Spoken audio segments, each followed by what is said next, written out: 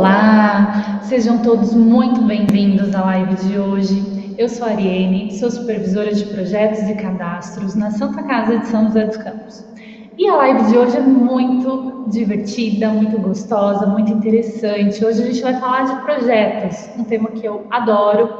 Eu fiz MBA em gerenciamento de projetos, atualmente trabalho com projetos, então a gente vai conversar um pouquinho sobre o tema.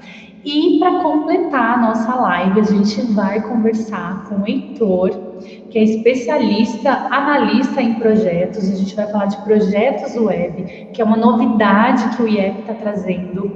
A gente vai trazer um curso para vocês, tá? O Heitor vai conversar um pouquinho com a gente. E vamos lá, a gente está aqui hoje então com o Heitor. Heitor, conta um pouquinho aí para a gente da sua trajetória, da sua carreira. Oi pessoal, tudo bem? Eu sou o Heitor, trabalho há mais de 10 anos na área de tecnologia. Eu trabalhei 7 anos em São Paulo, em algumas multinacionais, no ramo de telefonia, segmento bancário e pesquisa de mercado. Também sou formado em técnico de desenvolvimento web e fiz pós-graduação em Business Intelligence pela IBTA e também fiz alguns cursos livres, né? Na Saga, né, que é a Escola de Desenvolvimento de Artes e Games. Então, eu aprendi muito lá sobre design e desenvolvimento web e também sou especialista em banco de dados pelo Impacta. E hoje a gente vai falar um pouquinho, né, sobre desenvolvimento web. E antes, a Ariane vai dar uma introdução sobre projetos, que eu trabalho juntamente com ela na equipe de projetos. Aí depois eu volto e falo um pouquinho para vocês sobre desenvolvimento web. Bacana, Heitor. Obrigada, viu? Então a gente conta aí com a presença do Heitor com a gente hoje. E vamos falar um pouquinho de projetos. O que é projeto, né? Projeto parece ser algo tão simples. Projeto, a gente vai projetar alguma coisa, mas não é bem assim, tá? Existe toda uma metodologia por trás quando a gente fala de projetos. Então, eu queria passar um pouquinho para vocês do conceito, da metodologia. A gente vai escutar o Heitor também nessa questão de projetos web. Afinal, é uma profissão, você pode se tornar um profissional. Esse curso que a gente está oferecendo, gente, aproveitem, compartilhem, acione as pessoas que têm vontade aí de desenvolver uma nova carreira, uma nova profissão, para quem quer se atualizar. Então, gente, vai ser muito gostoso esse curso e vai ser assim uma liberdade até financeira para quem está disposto a aprender e trabalhar com projetos web. Falando um pouquinho de projetos aí, o que é o projeto, né? Então, projetos são trabalhos temporários que visam atingir um único resultado, com recursos limitados. Um projeto pode ser social, pessoal, cultural, comercial, de pesquisa ou de melhoria, seja qualquer segmento. Então, gente, projeto ele está ligado à melhoria também, né? Projeto ele não necessariamente precisa ser uma nova confecção de algo novo, vamos criar coisas novas. Não, ele pode também ser a melhoria de algo que já existe, né? Às vezes algo que já existe não está muito bom, a gente pode aplicar o conceito de projetos. Então, como se inicia o processo de desenvolvimento e idealização de um projeto? Efetuar a declaração de escopo de projeto. Gente, quando a gente fala em projeto, a gente fala em escopo de projeto. Mas o que é escopo de projeto? Escopo é o corpo do projeto. É o que a gente vai precisar levantar de informações para construir um projeto. Então, é algo que a gente fala muito. Como que está o escopo do projeto? Mas isso estava no escopo do projeto? Vamos desenhar o escopo do projeto? Então, a gente fala muito em escopo. É importante vocês saberem o que significa um escopo. É onde a gente vai levantar as informações, tá bom? Então, no escopo do projeto é onde que a gente tem o objetivo, os riscos, os recursos. Quando eu falo em recursos, eu estou falando em recursos de pessoas. Quantas pessoas eu preciso para executar um determinado trabalho, uma determinada atividade, ou seja, para executar um projeto. Então, a gente chama de recursos, tá? Temos as premissas, que eu vou explicar para vocês o que é premissas. Temos as tarefas, a EAP. O que é a EAP? Eu vou explicar para vocês. É uma estrutura que a gente usa muito em projetos, tá bom? Que é a estrutura analítica de projetos. Eu vou mostrar um exemplo para vocês. Então, a gente tem os custos, os requisitos, os cronogramas. Então, isso é um dos tópicos aí que a gente traz para a gente elaborar um bom escopo de um projeto. Então, se a gente não tiver minimamente mapeado todas essas atividades, a gente não consegue andar, porque a gente não sabe aonde a gente quer chegar, qual o objetivo daquele projeto, né? Então, por isso que a gente tem que ter tudo isso muito mapeado, muito certeiro. Vamos falar um pouco aí de objetivo de projeto. Como o próprio nome já diz, o objetivo do projeto é apresentar a ideia central do que se pretende fazer ou desenvolver. Então, vamos lá, quando a gente começa a desenhar o escopo do projeto, a gente precisa primeiramente saber o objetivo, né? Porque o que acontece muito, a gente que já é da área de projetos, a gente que já trabalha com esse segmento aí na área hospitalar, por exemplo, tá? Então, quando a gente vai falar, vai questionar o solicitante, tá, mas qual que é o seu objetivo? A pessoa às vezes se perde, porque ela não sabe definir o objetivo que ela está solicitando algo, né? E aí, às vezes, o projeto já morre logo no início. Porque se a gente não tem nenhum objetivo definido, como é que a gente vai dar sequência nesse projeto? Né? Então, já aconteceu casos, por exemplo, da gente, tá, o que você precisa? Eu preciso de uma tela que apareça um relatório para mim, que eu lanço algumas informações e já transforma num gráfico. Tá, então para que você quer? Não, eu quero porque eu preciso dessa informação uma vez por mês. Tá, você quer que seja desenvolvida uma tela porque você usa essa informação uma vez por mês? Aí a pessoa começa a se perder e fala, eu acho que eu não quero mais. Às vezes até desiste, porque o objetivo não está claro.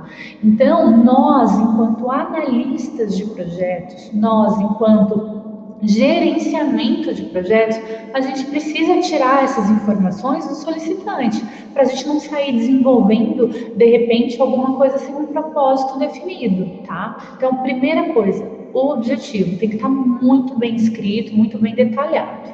E aí a gente tem os requisitos do projeto. Gente, o que é requisitos? Em projeto a gente fala o tempo todo em análise de requisitos. O que é requisitos? Análise, levantamento e coleta de requisitos é uma fase extremamente importante do projeto. É o momento em que as definições e pretensões são estabelecidas. Então, toda vez que a gente fala em projeto, a gente fala, vamos colher os requisitos, vamos analisar os requisitos. O que são requisitos na prática, né? Então, os requisitos, assim, vamos supor que a gente vai construir uma casa, né? Eu quero construir uma casa, eu vou lá e contrato uma empresa de engenharia, uma empreiteira, eu quero construir minha casa. Ok, eu preciso falar os requisitos. Eu quero uma casa com 4 quartos, eu quero uma garagem para 5 carros, eu quero 2 banheiros. Isso é o requisito. O que precisa ter no meu projeto? Né? Então, isso é análise de requisito, isso tem que estar muito bem definido. Porque às vezes, gente, o que é óbvio para mim não é óbvio para o outro. Né? Então pensa, eu estou falando lá para o engenheiro que eu quero uma casa assim, assado, e eu não falei para ele que eu queria um corredor na minha casa, um corredor para acesso aos quartos, porque isso para mim é óbvio. Mas se eu não disser, a outra pessoa pode não ser óbvio para outra pessoa. Então por isso que a gente precisa ser muito atento à análise de requisitos. Então tá bom, minha casa está pronta e não tem um corredor. Aí eu vou falar o quê? Eu falei, gente, mas vocês não fizeram um corredor, tem um quarto em cada canto da parede, mas peraí, você não disse. Então, em projetos, tudo precisa ser dito, tudo precisa ser claro, muito claro. O que não é dito, não é sabido, não está documentado. Então, o analista de projetos, ele tem que ter esse feeling para tirar do solicitante aquilo que ele quer. Porque muitas vezes ele mesmo não sabe falar o que ele quer. E aí, você quer uma casa como? Você quer corredor? Você quer garagem? Você quer área gourmet? Me explica o que você quer, né? Então, um bom analista de projetos, um desenvolvedor, ele precisa estar muito atento àquilo que o solicitante está falando. Porque é nos detalhes, gente, que às vezes as coisas se perdem. Né? Então, análise de requisitos é basicamente isso, a gente entender o que precisa ter no nosso projeto, tá bom? É uma das partes mais importantes. Novamente eu falo, às vezes quando a gente vai puxando do solicitante o que você quer, o que realmente você precisa, às vezes o projeto nem vai para frente também, porque a gente entende que às vezes não é necessário. Premissas do projeto, é algo que a gente fala bastante também. As premissas do projeto precisam ser levantadas, onde as hipóteses dos projetos são como um evento ou situação que se espera que ocorra durante o ciclo de vida do projeto. Então, gente, premissas é sinônimo de hipótese, né? Então, por exemplo, vamos falar da casa de novo, que a gente estava dando um exemplo aqui. Então, uma hipótese, eu vou construir minha casa em 6 meses. Nossa, mas pode ser que chova durante um mês inteiro. Isso muda tudo o meu projeto, né? Então, são hipóteses, pode acontecer. Se chover um mês inteiro, como é que fica uma obra, né? A gente sabe o dano que uma chuva causa aí numa obra. Eu quero meu chão todo de mármore americano. E aí? Será que o dólar vai ficar muito alto? Vai ficar mais do que 20%, que é o que eu imaginei gastar? São hipóteses, pode ser que sim, pode ser que não. Isso também precisa ser mapeado no escopo do projeto, tá bom? Então, as premissas é extremamente importante, né? Será que pode acontecer? Será que pode não acontecer? Porque isso muda tudo, gente. Né? Então a gente tem os riscos do projeto, que é muito parecido com as premissas, mas a premissa ela precisa estar muito clara, né? Porque isso pode mudar toda uma estratégia, todo um prazo, toda uma entrega em relação ao meu projeto. Então precisa estar muito claro para todo mundo o que é premissa. EAP, né? O que é EAP? Que eu falei um pouquinho ali para vocês. EAP é a estrutura analítica do projeto. A EAP do projeto é um dos pilares do desenvolvimento do trabalho. Consiste no escopo de um projeto que divide uma grande entrega em entregas menores, de forma hierárquica, o que é conveniente para o gerenciamento e ajuda a atingir os objetivos do projeto, tá? Então, o que acontece? A EAP é uma estrutura analítica, essa daqui, tá? É uma estrutura analítica, ela nada mais é do que o escopo do projeto fragmentado nessa estrutura que vocês estão vendo. Então, quando a gente vai fazer um projeto, a gente precisa fazer a EAP. A EAP é isso daí que vocês estão vendo. Essa estrutura é onde que a gente vai dividir as fases do projeto. As tarefas do projeto é onde que a gente vai dividir nessa estrutura analítica. Então, por exemplo, ali, eu vou fazer um projeto X. Eu vou começar com o meu gerenciamento de projeto, vou fazer a preparação, vou acionar os envolvidos. Eu tenho que ter uma caixinha ali só para aquisições. O que é aquisições? O que eu vou precisar comprar, né? Eu vou fazer um projeto de desenvolvimento web. Mas eu preciso de aparelhos de mobile, de celular. Isso são aquisições. Tudo aquilo que a gente compra são aquisições. Então, eu preciso, sim, gerenciar minhas aquisições, né? A gente tem uma coisa que a gente fala muito em projetos o tempo todo, stakeholders. Vocês sabem o que é o stakeholders? Os stakeholders do projeto, gente, são os envolvidos no projeto. Geralmente, a gente tem uma caixinha só para gerenciar stakeholders. O que é isso? São as pessoas que são afetadas ou se sentem afetadas pelo projeto. Por quê? Porque eu preciso que as pessoas acreditem no meu projeto, porque senão elas se tornam bloqueadoras. Então, a gente que já está aí nesse universo de projetos, a gente já costuma falar, esse daí é um bloqueador. O que é o bloqueador? Aquela pessoa que vai dificultar que o meu projeto aconteça. E eu preciso identificar essas pessoas, eu preciso trazer elas, engajar elas para o meu projeto. Né? Então, eu tenho que inverter a situação, eu tenho que tirar ela de bloqueadora para engajar no meu projeto, para parceira. Né? Então, por exemplo, assim, eu vou chegar num setor e vou fazer um projeto de melhoria aqui. A gente precisa identificar as pessoas. Quem que é a pessoa que exerce uma influência no grupo? Quem que é aquela pessoa que tem a opinião mais forte no grupo? É aquela pessoa que eu vou buscar para trazer para o meu lado, porque ela vai me dar força para que o meu projeto aconteça. Porque, gente, se tem muita gente contra o projeto, é muito difícil ele sair com qualidade. Às vezes até sai. Mas quando você não tem o engajamento, o envolvimento das pessoas, tudo se torna muito difícil. Então, é o que chamamos de stakeholders. A gente precisa estar atento. Quem são as pessoas que estão nos apoiando e quem não está. Né? Então, geralmente, a gente tem uma caixinha aí só para falar de stakeholders. Eu, geralmente, na equipe, eu coloco uma pessoa só para cuidar disso. Olha, observa, traz para a gente, vamos envolver as pessoas para que o nosso projeto dê certo. Né? Então, a gente pode ter as fases de testes, de construção. A EAP, gente, ela é livre, mas o que que é legal? Que a gente pode fazer entregas. Ah, aquela coluna A, eu já fiz todas essas tarefas. Ah, coluna B, eu já fiz parte das tarefas, mas eu consigo dar nome às pessoas, né? Quem que vai ficar com B1, quem que vai ficar com B2, se já concluíram as entregas, né? Para eu fazer o B4, o B2 tem que estar pronto. Então, quando eu olho o projeto nessa estrutura, tudo fica mais fácil da gente conseguir gerenciar. E para gerenciar um projeto, a gente precisa gerenciar a qualidade do projeto, né? A gente precisa gerenciar os custos do projeto, o cronograma do projeto. A gente precisa ser muito assertivo no cronograma do projeto, né?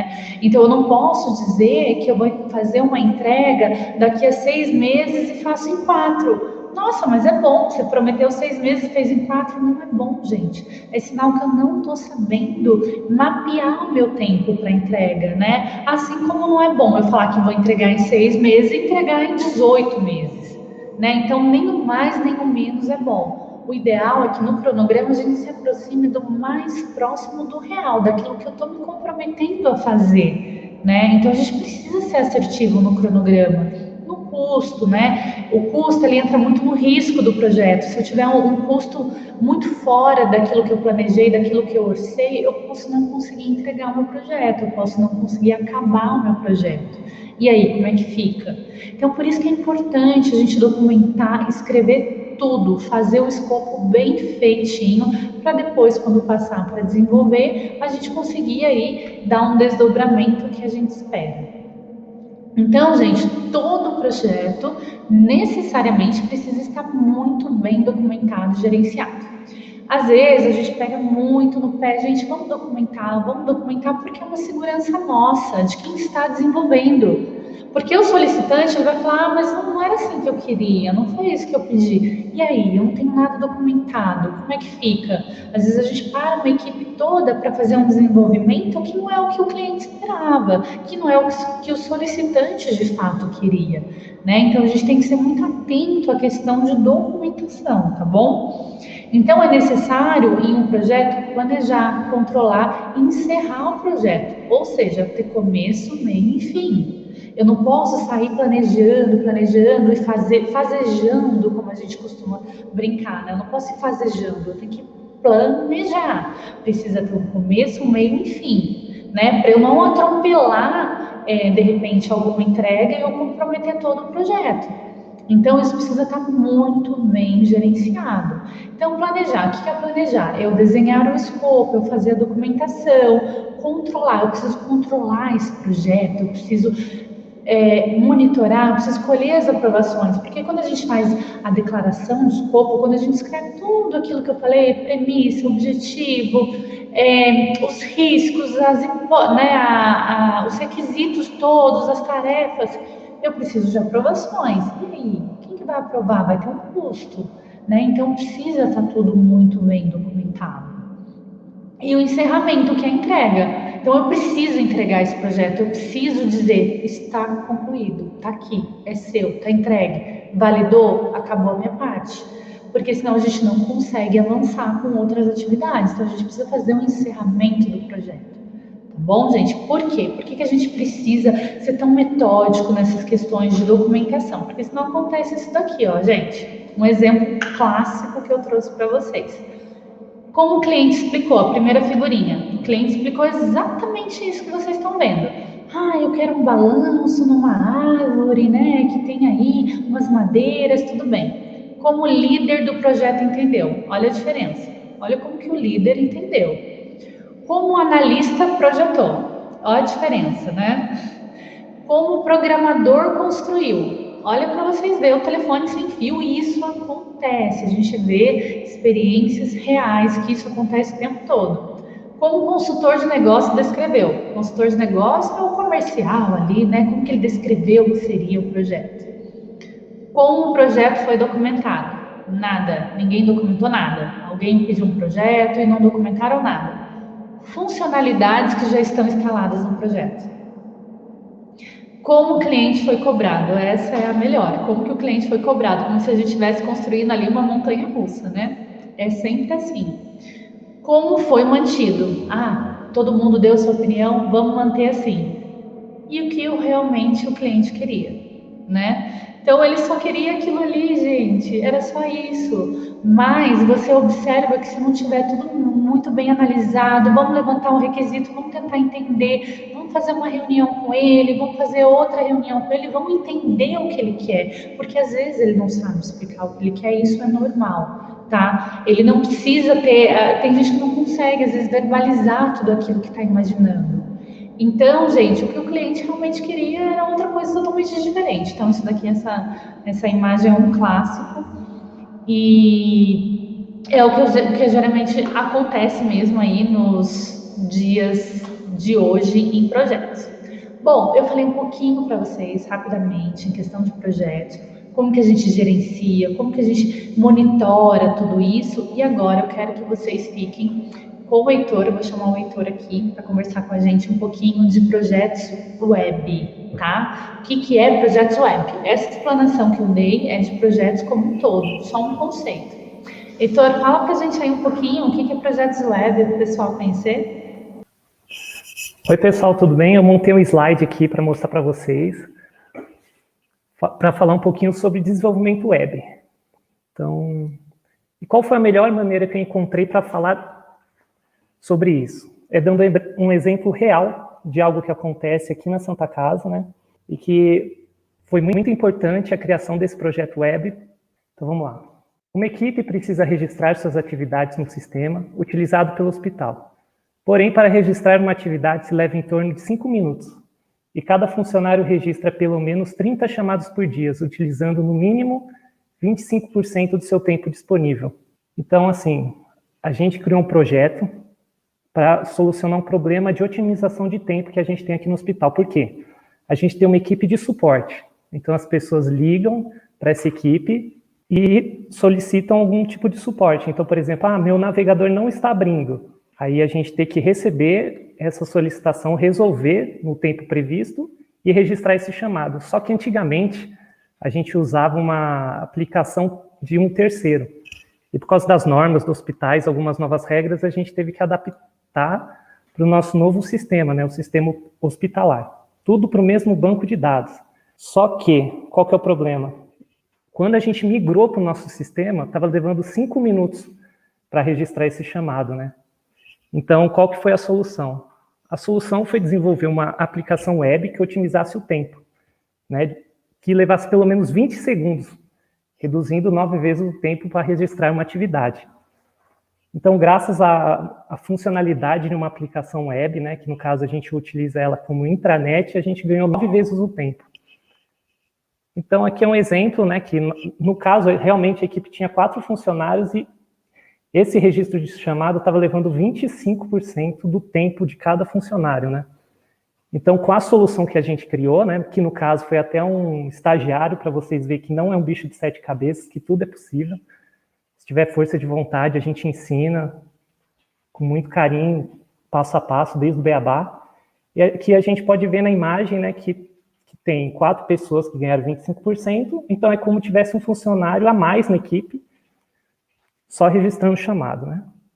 Então, por onde começar, né? Então, por onde a gente começa com o desenvolvimento web? Antes de tudo, seja um bom analista. Então, a gente tem que ser um bom analista para levantar os requisitos exatamente igual a Irene explicou, para a gente desenhar o melhor caminho a ser traçado para desenvolver uma aplicação web certeira, né? Porque o maior problema é quando a gente começa a desenvolver um sistema e no meio do caminho a pessoa fala assim, não era bem assim, entendeu? Não gostei, aí você tem que arrumar e fazer tudo de novo, aí você perde muito tempo. Então, se você definir bem, desenha bem com o cliente, conversa muito bem com o usuário, você segue um caminho e acerta no local correto. Aí, por onde a gente começa, né? Geralmente, a gente inicia o desenvolvimento pelo banco de dados, né? Que eu considero que é a alma do nosso projeto, porque é lá onde serão consultadas e armazenadas as suas informações. Por isso é importante ter um banco de dados bem estruturado. No caso desse projeto, a gente já estava utilizando o banco de dados aqui da Santa Casa, no sistema que a gente utiliza hoje em dia. Então, a gente teve que criar algumas adaptações para poder fazer essa otimização, né? E como que a gente criou essa otimização? Então, a gente tinha as tabelas do sistema hospitalar E a gente criou algumas de configuração padrão. O que é essa configuração padrão? Então, vou explicar um pouquinho para vocês o tempo que a gente perdia para registrar um chamado. Então, a gente entrava no sistema, logava, entrava numa tela, criava o chamado, recebia em outra tela, depois inseria as informações desse chamado em outra tela, descia a tela, lá embaixo tinha os serviços, e depois, para finalizar, tinha que ser em outra tela. Então, a gente demorava 5 minutos.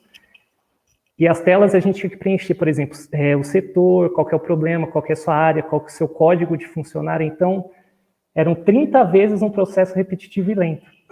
Então, nessa aplicação, a gente criou as tabelas de configuração padrão, que fizeram com que a gente registrasse essas informações do usuário, né, no caso da equipe de suporte, para toda vez que ela precisasse registrar um chamado, já vinha essa configuração pronta. Foi aí que a gente economizou mais de 4 minutos de tempo, né? Então, essa foi uma ideia que a equipe teve e que, no caso, o próprio estagiário, né, conseguiu atingir o objetivo de criar a aplicação. O próximo passo a ser seguido é o desenvolvimento das telas, né? Então, primeiro planeje e depois desenvolva as telas de forma clara e objetiva. Então, a gente tem que sentar com o usuário, sentar com a pessoa que vai utilizar essa tela e perguntar qual é a melhor maneira que você quer que monte as telas, qual é o passo a passo que você quer para que sua aplicação seja funcional.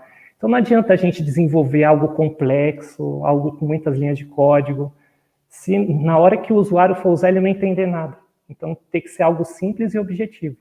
Então, a gente sentou com a equipe de suporte, perguntou, como que seria legal que as telas funcionassem para agilizar o seu processo. Aí a gente desenhou numa folha de papel mesmo, né? E depois foi desenvolver as telas, né? E é muito importante a gente desenvolver as telas web de forma responsiva. Por isso que a gente utiliza a metodologia Bootstrap, que ela vai fazer com que, além de funcionar no desktop, funcione no celular, né? Porque imagina uma aplicação que você precisa ir lá no quarto do paciente e digitar as informações. Você vai anotar no papel e depois ir lá para o seu setor e digitar na tela do computador? Não vale a pena, né? Então, se a gente consegue criar uma aplicação que funciona no celular, o usuário já vai direto no celular e insere essas informações no sistema ou no banco de dados. Depois que tiver as telas criadas, tudo bonitinho, a gente tem que usar linguagens de programação que fazem o tratamento da página e a ponte entre o layout e o banco de dados. Então, por exemplo, a gente criou a tela toda bonita e já tem o banco de dados bem estruturado. Mas da onde eu vou ler as informações que a tela vai buscar? Vai ser do banco de dados. Mas como? Através da linguagem que a gente usa muito aqui, que é o PHP. Então, através da tecnologia do PHP, a gente busca as informações do banco e exibe na tela. Como a gente insere informações da tela e insere no banco de dados. Então, existe essa ponte que a gente cria a conexão entre a tela e o banco de dados para troca de informação, né? Então, aqui eu vou dar uma visão geral de um projeto. Então, por exemplo, aqui a gente tem o front, né, que é as telas, toda a parte visual, os gráficos. Então, assim, quando a gente cria um projeto, não é só a funcionalidade, a gente pode criar gráficos, a gente pode criar informações em tempo real, dashboards. Então, a gente usa a linguagem de HTML, né, que no caso são as formas, são os corpinhos das formas dentro da página web. O CSS, né, que é a roupinha que a gente coloca para deixar o botãozinho bonito.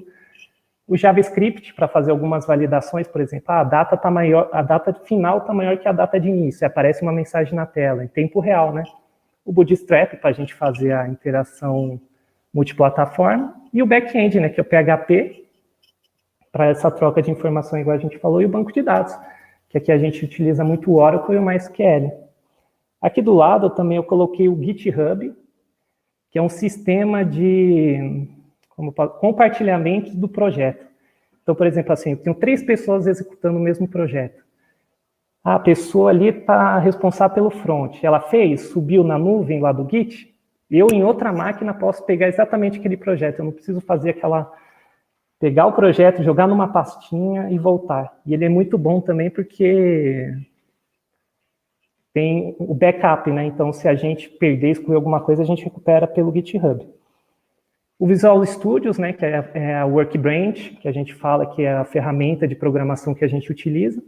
Então, ela já tem funcionalidade para HTML, CSS, JavaScript, Bootstrap, PHP e Oracle, e o GIMP, que é uma ferramenta grátis de edição de imagens que a gente também utiliza muito. Então, essa visão geral aqui, todas essas linguagens, todas essas ferramentas, a gente vai passar no nosso curso e vai ser um curso bem bacana. Por quê? Não vai ser só um curso de programação, vai ser um curso de experiência em ambiente real. Então, você vai ter experiência de como trabalhar assim mesmo. Vai ser casos reais que você vai pegar aos poucos e vai desenvolvendo aquele projeto até se tornar um bom analista, um bom desenvolvedor web. Isso abre muita porta, né? Porque você pode se aprofundar mais em banco, ser especialista em banco, mais em web design. Então, você pode escolher. É um curso que abrange várias linguagens, vários segmentos, que você pode unificar e utilizar eles juntos, ou se você se afinizou com alguma linguagem, algum processo, você foca nele que também vai ter sucesso na sua carreira profissional. Então é isso, eu acredito que agora a Ariane vai falar um pouquinho sobre um sorteio que a gente vai fazer de um curso online de projetos. Aí eu passo a palavra para a Ariane. É isso aí, Heitor. Bom, gente, como o Heitor colocou, né, esse curso de desenvolvimento web, ele é uma inovação aqui para nós, até na Eu estou vendo o região, slide. né? Não, eu falei aqui sem querer, desculpa. Tá bom. Então, assim, o que acontece? Esse curso, gente, de desenvolvimento web, ele é muito interessante. Para quem? Para todo mundo. Você precisa ter apenas mais do que 16 anos, como o Heitor bem colocou, né? Um projeto idealizado ali pelo pessoal de cadastro, de suporte, ele trouxe para nós uma possibilidade aí de um avanço no nosso dia a dia. Isso que ele mostrou é um projeto real e foi feito por um estagiário, né? Ah, mas por quê? Não pode ser um estagiário? É uma pessoa que está começando agora, né? Então, isso, o que quer dizer quando a gente fala que é um estagiário? É a questão da pessoa ter força de vontade, querer aprender. Então, assim, qualquer pessoa pode aprender. Ah, mas eu não sou da área de tecnologia. Ok, você vai aprender, como o Heitor colocou, é desde o beabá, é desde o comecinho. Ah, mas eu quero mudar de profissão. Ah, mas eu quero encontrar uma nova profissão. Às vezes eu estou trabalhando lá em algum outro segmento, um segmento de varejo, mas eu quero mudar. E aí, você é bem-vindo a fazer o curso, você é convidado a fazer o curso.